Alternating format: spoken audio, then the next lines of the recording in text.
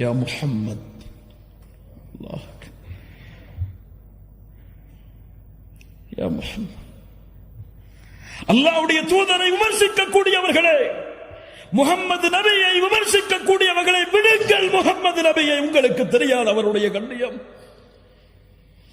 உங்களுக்கு தெரியாத அவருடைய மதிப்பு, உங்களுக்கு தெரியாத அவர்களுடைய வாழ்க்கை. நாங்கள் தான் குற்றவாளிகள், முஹம்மது ரசூல் கிடையாது. நாங்கள் தான் பாவிகள், முஹம்மது ரசூல் கிடையாது. அந்த நபியுடைய வாழ்க்கையை உங்களிடத்திலே கொண்டு வந்து சேர்த்து அந்த முஹம்மது நபியின் கண்ணியத்தை உங்களுடைய உள்ளத்திலே பதிய வைக்காமல் இருப்பதற்கு நாங்கள் தான் குற்றவாளிகள். முஹம்மது நபியை குற்றவாளி என்று சொல்லாதீர்கள், முஹம்மது நபியை விமர்சிக்காதீர்கள், விடுங்கள்.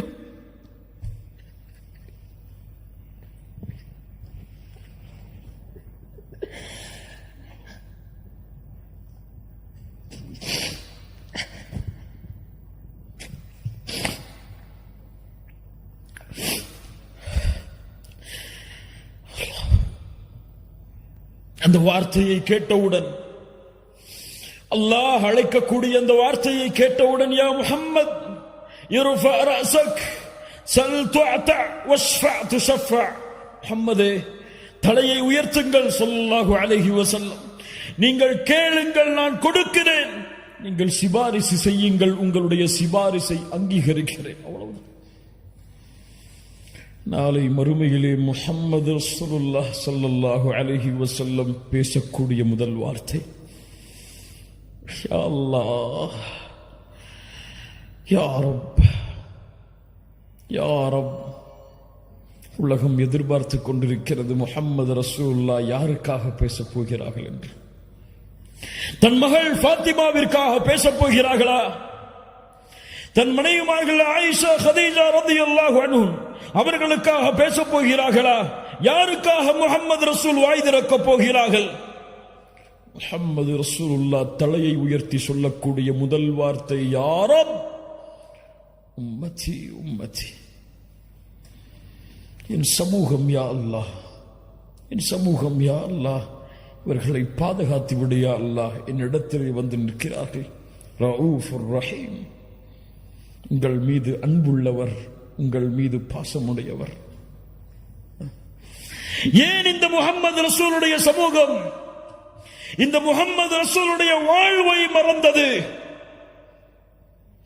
உங்களுடைய மனைவிக்கு நீங்கள் கொடுக்கக்கூடிய முக்கியத்துவம், உங்களுடைய பிள்ளைகளுக்கு நீங்கள் கொடுக்கக்கூடிய முக்கியத்துவம், உங்களுடைய பெற்றோர்களுக்கு நீங்கள் கொடுக்கக்கூடிய முக்கியத்துவம், இந்த உலகத்திலே, இந்த அற்ப உலகத்திலே உங்களுக்கு உதவி செய்பவர்களுக்கு நீங்கள் கொடுக்கக்கூடிய முக்கியத்துவத்தை ஏன் முஹம்மது ரசூல் ஸல்லல்லாஹு அலைஹி வஸல்லம் அவர்களுக்கு கொடுக்க மறந்தீர்கள்? அல்லாஹ்வுடைய தூதருடைய சமூகமே, ஏன் தெரியவில்லை அல்லாஹ்வுடைய தூதருடைய மனைவிமார்களுடைய பெயர்கள்? ஏன் தெரியவில்லை அல்லாஹ்வுடைய தூதருடைய பிள்ளைகளுடைய பெயர்கள்? ஏன் தெரியுமா? அந்த தூதருடைய வாழ்வோடு என் வாழ்வு கலக்கவில்லை இன்னும். அந்த தூதருடைய நேசத்தோடு நான் சொல்லுகின்ற என் தாயை விட, தந்தையை விட, உலக மக்களை விடவெல்லாம் முஹம்மது ரசூலை நேசிக்கிறேன் என்ற வார்த்தை உண்மையாகவில்லை.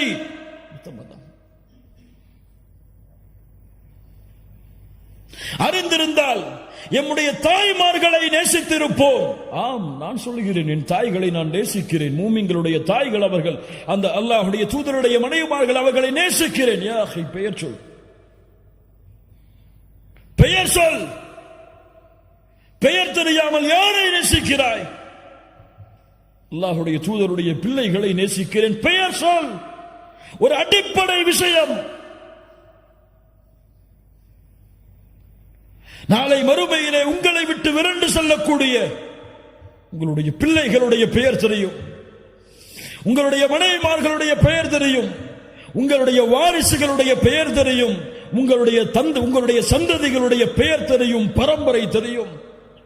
ஆனால் உங்களுக்கு, உங்களை விட, இந்த உலக மக்களை விடவெல்லாம் உங்களுடைய உதவிக்காக அல்லாஹ்வுடைய கதவை தட்டக்கூடிய முஹம்மது ரசூல் ஸல்லல்லாஹு அலைஹி வஸல்லம் அவர்களுடைய பெயர் உங்களுக்கு தெரியுமா? மனைவிமார்கள், குடும்பங்கள், குழந்தைகளை கொஞ்சம் விடுங்கள். அல்லாஹ்வுடைய தூதருடைய 4 பெயர்கள் என்று அல்லாஹ்வுடைய தூதர் சொன்னார்கள். அந்த 4 பெயர்களை அறிந்தவர்கள் எத்தனை பேர்? என்னுடைய பெயர் இந்த 4 என்று சொன்னார்கள். இந்த 4 பெயர்களை அறிந்தவர்கள் எத்தனை பேர்?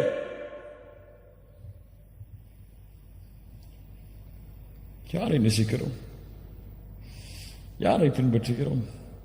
குறை சொல்லுவதற்காக இந்த பேச்சுகளை நான் பேசவில்லை. கண்ணியத்துக்குரியவர்களே, எம்முடைய நிலைமையை நாம் சீர்திருத்த வேண்டும் என்பதற்காக பேசுகிறேன். நான் உங்களை என்று சுட்டி காட்டுவதில் நானும் அடங்குவேன். அல்லாஹ் எம்முடைய பாவங்களை மன்னிப்பானாக. அல்லாஹ் சீர்திருந்துவதற்கு அல்லாஹ் உதவி செய்வானாக. நம்முடைய அறியாமையிலிருந்து அல்லாஹ் வெளிச்சத்திற்கு வருவதற்கு அல்லாஹ் உதவி செய்வானாக. கண்ணியத்துக்குரியவர்களே, முஹம்மது ரசூலுடைய பாதையில் பயணியுங்கள்.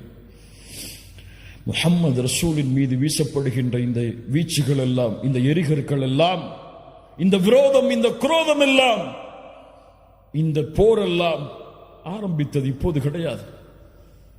இந்த முஸ்லிம்களுடைய விரோத போக்கு, முஸ்லிம்களை பார்த்தால் வெறுப்பது, அவர்களை உதாசீனப்படுத்துவது, அவர்களை விமர்சிப்பது, அவர்களுடைய தலைவர்களை விமர்சிப்பதெல்லாம் இப்போது நடந்த விஷயம் கிடையாது. அல் ஹர்பு கதீமா, இது பழைய போர். எப்போது ஆரம்பித்தது தெரியுமா? இந்த போரில் அல்லாஹ்வுடைய தூதர் முஹம்மது ரசூலுல்லாஹ் பட்ட கஷ்டங்கள், துயரங்கள், இன்னல்கள் தெரியுமா? அழைப்பு களத்தில் இருக்கக்கூடிய உங்களிடத்திலே இந்த நிகழ்வுகளை எல்லாம் சமர்ப்பித்து எம்முடைய ஈமானை உறுதிப்படுத்துங்கள். அல்லாஹ்வுடைய தூதர் முஹம்மது ரசூலுல்லாஹ் ஸல்லல்லாஹு அலைஹி வஸல்லம் நபித்துவத்தை துவங்குகிறார்கள். சஃபாவுடைய மலையின் மேல் ஏறி வெளிப்படையான நபித்துவத்தின் அழைப்பு. குறைஷிகளை அழைத்து சொன்னார்கள், யா மஅஷர குறைஷ், யா மஅஷர் என்று ஒவ்வொரு பரம்பரையுடைய பெயரையும் அழைத்து சொன்னார்கள். லவ் ஃபகால அரஐதகும் லவ் அக்பர்துகும் அன்ன கைலல் பில்வாதி துரீது அன் துகீர அலைக்கும் அகுன்தும் முத்தஸத்திகிய்ய. இந்த மலைக்கு பின்னால் இருந்து ஒரு கூட்டம் உங்களை தாக்க வருகிறது என்று சொன்னால் நீங்கள் ஏற்றுக்கொள்வீர்களா? காஃபிர்கள் சொன்னார்கள், இறைமறுப்பாளர்கள் சொன்னார்கள், மா ஜர்ரப்னா அலைக கதிபா யா முஹம்மத் ஸல்லல்லாஹு அலைஹி வஸல்லம். நபி முஹம்மதே, உங்களை நாங்கள் பொய் பேசுபவராக பார்க்கவில்லையே. அல்லாஹ் அக்பர். சொன்னார்கள், அப்படியா? ஃபகால ஃபஇன்னி நதீருன் லகும் பைன யதை அதாபின் ஷதீத். போர் துவங்கியதற்கு போரை துவக்குவதற்கு உதவியாக இருந்த வார்த்தை, சத்தியத்தின் வார்த்தை. நான் மறுமை வரை வரக்கூடிய மக்களுக்கு எச்சரிக்கை செய்யக்கூடிய நபியாக, ரசூலாக வந்திருக்கிறேன். எழுந்தான் அவருடைய குடும்பத்தில் இருந்தே ஒரு விரோதி, அபூ லஹப். தப்பன் லக யா முஹம்மத். மண்ணை எடுத்து வீசினான். முஹம்மதே, நீ நாசமாகுவாயாக. அலைஹி ஸலாத்து வஸ்ஸலாம். மஆதல்லாஹ், அல்லாஹ் பாதுகாப்பானாக இந்த வார்த்தையில் இருந்து. நூஹை விமர்சித்தார்கள், நபி இப்ராஹீமை விமர்சித்தார்கள், நபிமார்களை மஜ்னூன், பைத்தியக்காரர் என்று விமர்சித்தார்கள், நபிமார்களை சபித்தார்கள், நபிமார்களை கொலை செய்தார்கள். ஆனால் யாரை பார்த்தும் அல்லாஹ் இந்த வார்த்தையை பயன்படுத்தவில்லை. முஹம்மது ரசூலை பார்த்து நாசமாக என்று சொன்னவுடன் அடுத்த கணம் வசனம் இறக்கினான், தப்பத் யதா அபீ லஹப் வ தப். அபூ லஹபே, யாரை சபிக்கிறாய்? நீ நாசமாகு. அவனுடைய ஹிதாயத் தடைபட்டது. 10 ஆண்டுகள் இந்த வசனம் இறக்கப்பட்டதற்கு பிறகு வாழ்ந்தான். இந்த வசனத்தை மறுப்பதற்காகவே அவன் வேண்டுமென்றே வாயளவிலாவது லா இலாஹ இல்லல்லாஹ்வை ஏற்றிருக்கலாம். அல்லாஹ் ஹிதாயத்துடைய வாசலில் இருந்து அவனை அகற்றி வைத்தான், அல்லாஹ்வுடைய தூதரை சபித்த காரணத்தால். அல்லாஹ் அக்பர். அங்கு ஆரம்பித்த போர்க்களம், அங்கு ஆரம்பித்த விரோத போக்கு இந்த உலகம் அழியும் வரை தொடர்ந்து கொண்டே இருக்கும். யாரும் இந்த நியதியை மாற்ற முடியாது. முஸ்லிம்கள் ஏன் சிரமப்படுகிறார்கள்? முஸ்லிம்கள் ஏன் கஷ்டப்படுகிறார்கள்? முஸ்லிம்கள் ஏன் வெறுக்கப்படுகிறார்கள்? முஸ்லிம் என்றால் இதை நீ அனுபவித்துதான் ஆக வேண்டும். அப்போதுதான் அல்லாஹ் இந்த சமூகம் நாளை மறுமையில் வாழ்வதற்கு தகுதியான சமூகமாக அல்லாஹ் தேர்ந்தெடுப்பான். ஆனால் அந்த விரோதத்திலும் அந்த குரோதத்திலும் அந்த வெறுப்பிலும் உன் வாழ்வை மகிழ்ச்சியாக்குவதற்கு அல்லாஹ் இன்னும் பல காரியங்களை அவனுடைய தீனில் வைத்திருக்கிறான். புரிந்தவர்கள் மகிழ்ச்சியோடு வாழ்வார்கள், புரியாதவர்கள் அல்லாஹ்வையும் மார்க்கத்தையும் குறை கூறிவிட்டு வெளியே செல்லுவார்கள்.